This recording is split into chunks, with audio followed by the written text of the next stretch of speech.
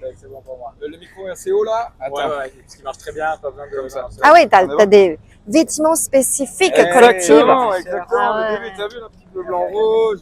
Tu vas en avoir bientôt, tu vas en avoir. T'as les blancs pour les filles? Exactement, on peut. C'est vrai? Ouais, on l'a pas encore, mais on peut le faire en blanc, ouais. C'est vrai? Ouais, tu voudrais blanc, tu voudrais blanc? Je me suis dit, ça fait plus élégant. Ouais, c'est sûr, c'est sûr. Le train est en retard. Hein? Le train est en retard. Longtemps qu'il n'y ait pas autant de retard de prévu, putain, les coquins. C'est-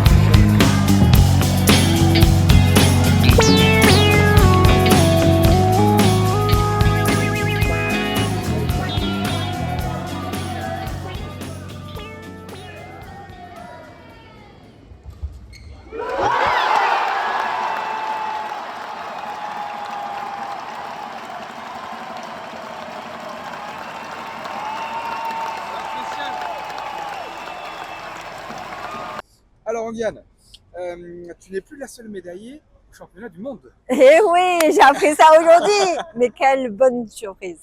Est-ce que tu peux aussi nous dire un petit mot sur cette médaille à l'époque? Quel mot tu sortirais? Qu'est-ce que ça t'a fait? Est-ce que tu t'en rappelles?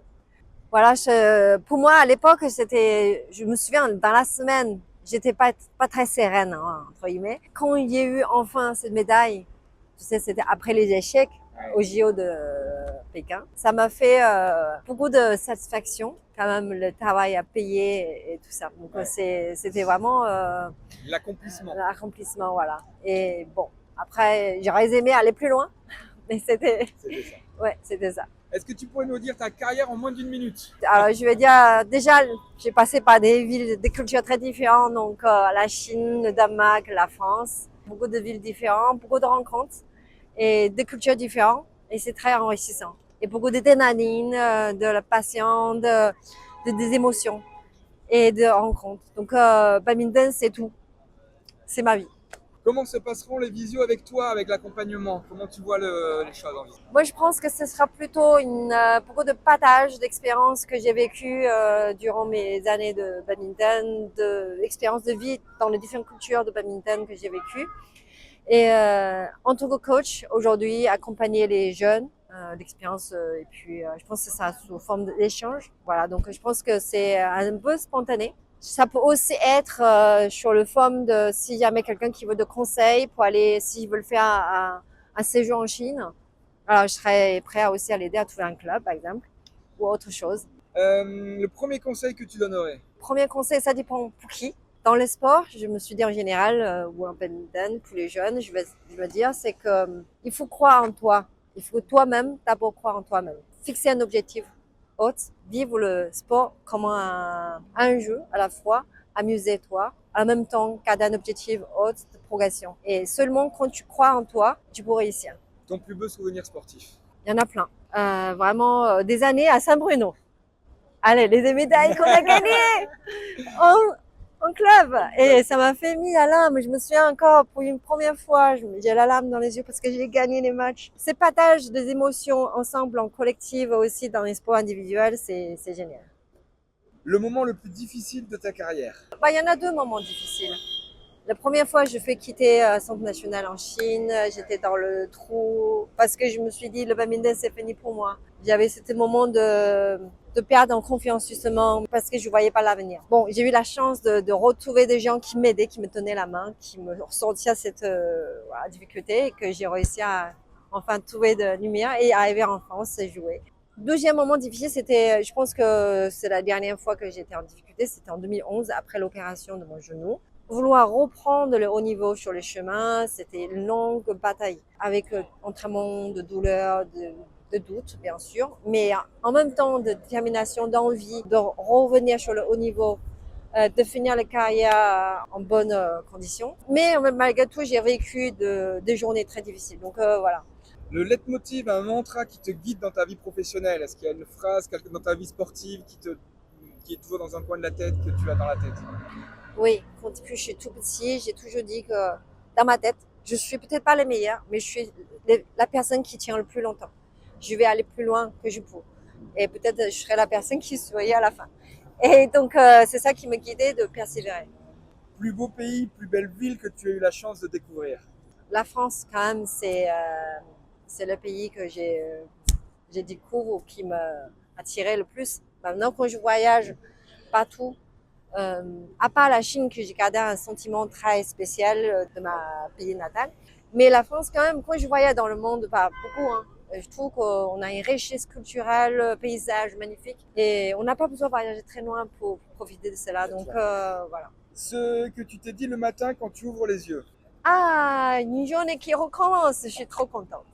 Comment bien préparer les matchs à fort enjeu? Je pense qu'il faut être prête dans la difficulté, c'est-à-dire préparer dans la tête, je suis prêt pour les combats difficiles. Quand mentalement tu t'es préparé pour ça, et là tu es imbattable. Comment rebondir après une contre-performance? Il faut voir que les contre-performances font partie de l'expérience. Tout le monde a des contre-performances. Il n'y a personne qui réussit à gagner 100% de ses matchs dans toute sa carrière. Les contre-performances, ça peut arriver de temps en temps. Et chaque fois, il faut rebondir. C'est la vie d'athlète. Donc, ça fait partie de notre vie. Donc, il faut savoir gérer, de dire qu'on tire les leçons sur le contre-performance, de prendre recul, de savoir comment je vais améliorer dans le futur. Qu'est-ce qui va mieux? Dans un contre-performance, parfois, il y a des choses qui sont positives aussi.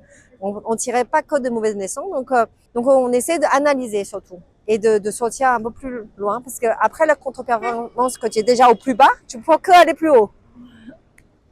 Et est-ce qu'il y a quelque chose qu'on t'a dit un jour qui a changé ta façon d'appréhender le sport?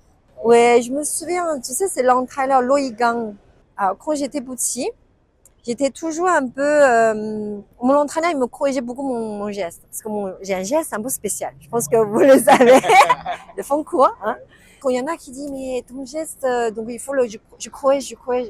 Mais parfois, ça me met en doute sur mon capacité et comment je fais. Puis un jour, on s'est rencontrés, donc Loïc Gang, donc coach de l'équipe chinoise, longtemps sur le simple dame. À l'époque, il était encore sportif. Discuter, donc il me dit, en fait, tu sais, ta geste, l'important, c'est que tu sais faire réaliser tous les coups que tu veux réaliser. Après, c'est le résultat final qui compte.